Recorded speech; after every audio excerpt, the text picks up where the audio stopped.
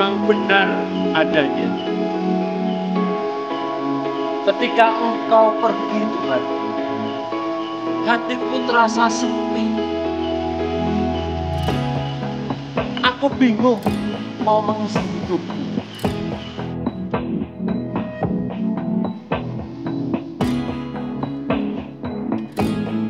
Manusia, oh manusia, engkau terlalu sombong dengan diri sendiri. Perayaan Pekan Suci tahun 2022 ini masih dalam kondisi pandemi COVID-19. Gereja Santa Maria Assunta Pakem pada Hari Raya Jumat Agung biasanya mengadakan visualisasi mengenang wafat Tuhan Yesus di Bukit Golgota. Biasanya dilakukan di Kapel Santo Ignatius dan Bukit Galbatu sebagai tempat penyaliban Tuhan Yesus.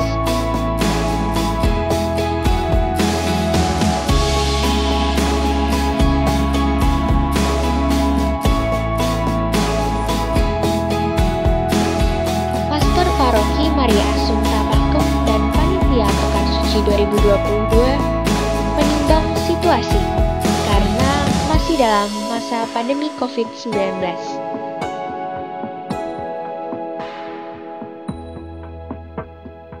Nah, karena situasi yang tidak memungkinkan ini, visualisasi pada pagi hari sebagai pengganti jalan salib tidak mendapat tempat yang memadai. Akhirnya, visualisasi online Yesus, jubah putih dan jubah hitam adalah sebagai gantinya.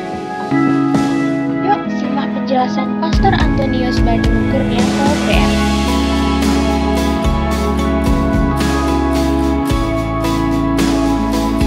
Peristiwa yang ada di dalam Injil kita adalah sebuah peristiwa yang terjadi ribuan tahun yang lalu. Supaya hal itu semakin terasa dekat dengan kita, memang lalu kita memerlukan jembatan untuk supaya pengalaman-pengalaman yang terjadi di hari ini pun membawa kita sampai pada pemaknaan tentang peristiwa yang terjadi di kala pengalaman yang dialami oleh Gusti Yesus. Kita sebut seperti itu. Maka pada saat hari-hari ini pandemi akrab dengan kita, banyak hal yang tidak bisa kita lakukan seperti dulu. Seperti misalnya adalah merenungkan kisah jalan salib. Dulunya kita bersama-sama mengikuti kisah jalan salib itu dengan peraga-peraga yang menampilkan wajah Yesus, wajah Petrus, wajah Pilatus, wajah Herodes, Imam Agung, orang Farisi dan lain sebagainya. Bahkan dengan sangat kreatif ada di antara kita yang kemudian sungguh-sungguh bisa menampilkan sehingga wajah Yesus itu membuat umat, membuat kita bisa merenungkan betapa sungguh waktu itu Gusti Yesus menderita.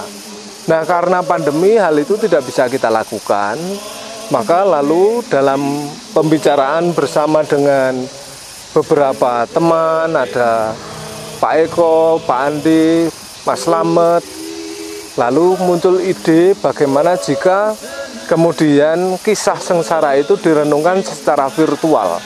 Artinya kemudian ada sebuah narasi tentang kisah itu, tetapi kemudian difilmkan yang akhirnya bisa dipakai sebagai sarana umat untuk merenung dengan membuka YouTube. Maka harapannya dengan naskah yang ada itu, umat terbantu, kita semua terbantu untuk merenungkan peristiwa yang terjadi 2000 tahun yang lalu di dalam konteks kita hidup hari ini. Supaya peristiwa ketidakadilan yang terjadi waktu itu kita rasakan sebagai peristiwa ketidakadilan hari ini. Supaya perjuangan Yesus tentang menembah sujud kepada Yang Maha Kuasa sebagai nilai tertinggi itu juga kita rasakan sebagai perjuangan kita hari ini. Bahwa Yesus berjuang hingga wafat di salib demi kemanusiaan, demi cinta. Semoga itu juga menjadi perjuangan kita hari ini dikala kita masih akrab dengan pandemi.